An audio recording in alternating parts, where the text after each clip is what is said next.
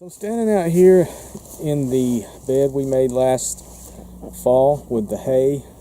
We had a roll of hay we spread out over here, heavily mulched, probably a foot in depth, and it's pretty much done its job. All the grass has died, and it looks like there's a pretty good bit of nice soil underneath this layer of mulch. I just put some potatoes out here underneath this straw, and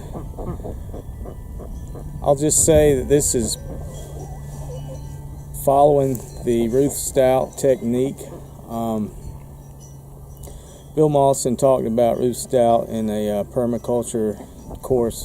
I'll see if I can get my hands on that and play it. Somebody who came to my garden in '54 and said, "Oh, you're a Ruth Stout devotee." "What's Ruth Stout?" I said. And I said, this woman in America had written a book on no-dig gardening, which I didn't get till 11 years later. But this isn't permaculture per se. This is an element inside of a permaculture design.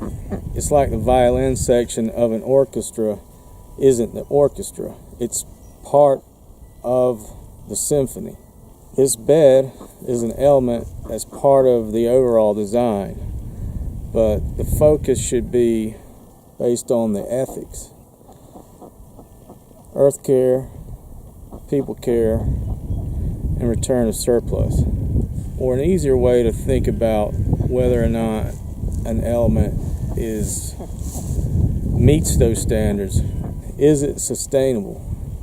And how do we know if it's sustainable or not? Well, one of the easiest ways to know if something's sustainable is, does it build soil?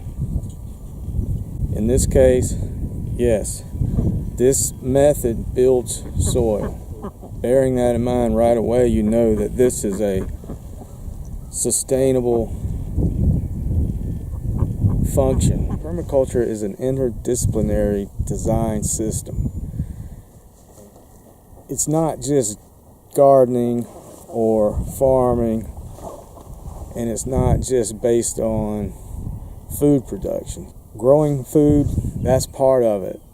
That's a part. It's not the totality of what we're doing with permaculture design. Putting assemblies together in beneficial ways.